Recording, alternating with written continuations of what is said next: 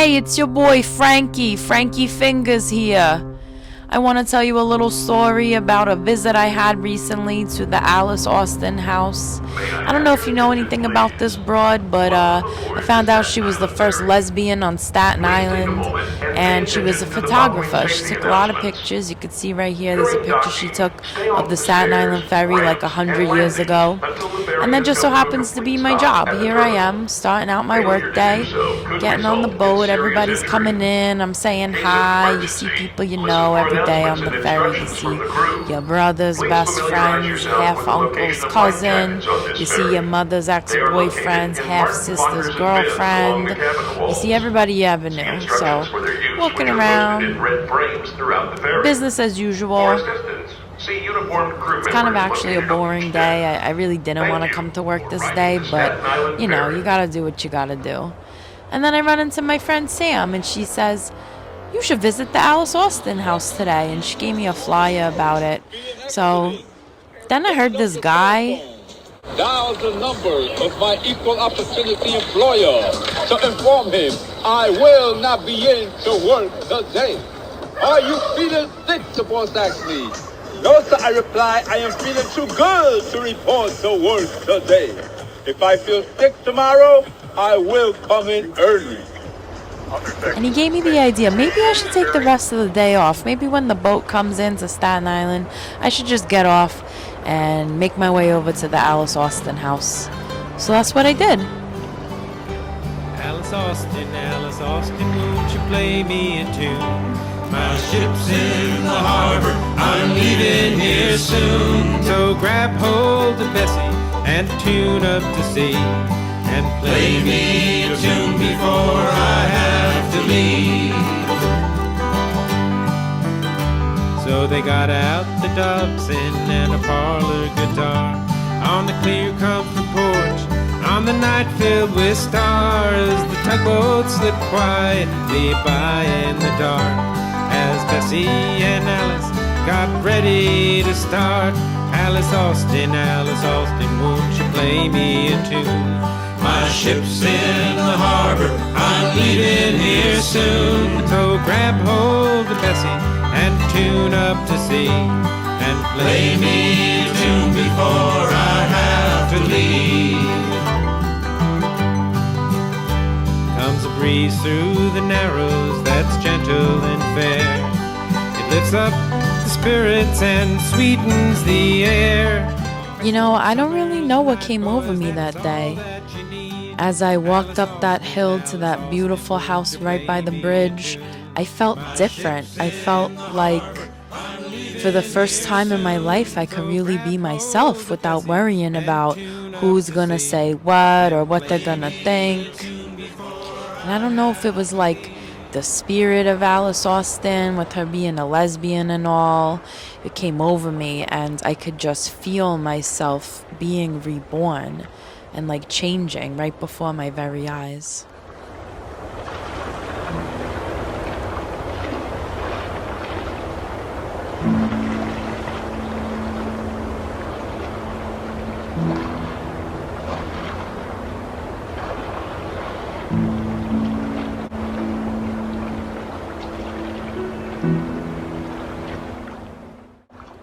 At this point, I got a little worried, I'm not gonna lie.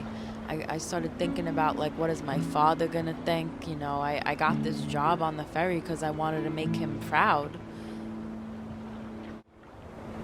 Sunbleached lights sitting in the window sill,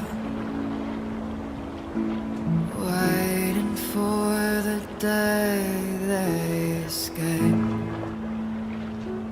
They talk all about their money and how their babies are always changing while they're breathing in the poison of the pain. What I wouldn't give to be in church this Sunday, listening to the choir so heartfelt, all singing, God loves you, but not enough to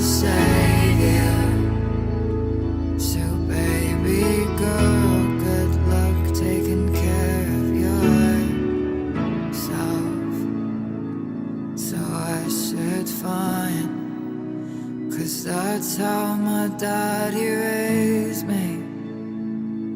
If they strike once and you just hit them twice as hard. But in the end, if I bend under the weight that they gave me, then this heart would break and fall as twice as far.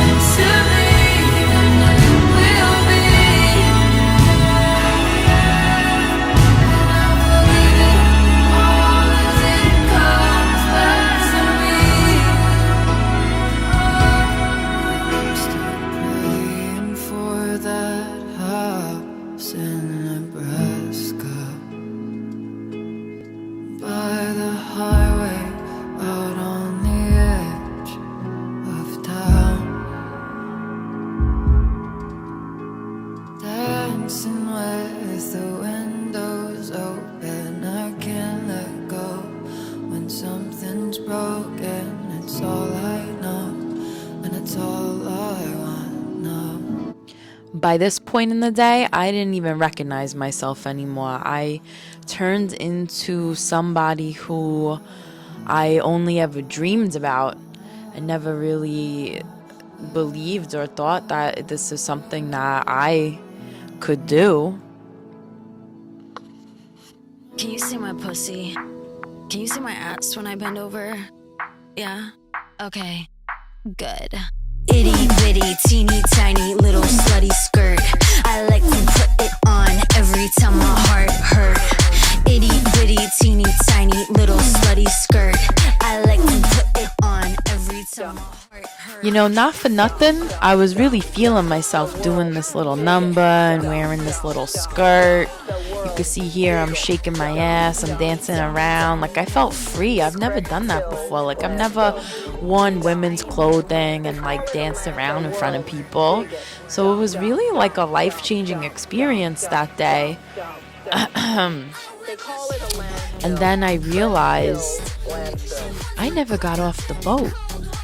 I'm prancing around like this at work. I'm dancing, I'm looking down, and I realize I'm wearing all these clothes and I have seaweed all over me. And I'm like, oh my God, did I like have a daydream about what I wanted to do on my day off? Or like, did the ghost of Alice Austen like possess me or something? I don't know, but I went and I found my uniform, I put it back on, and I hope that nobody saw me doing all of that.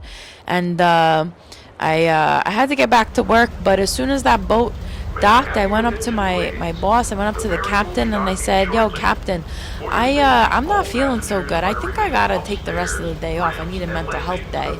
And he said, all right, yeah, whatever.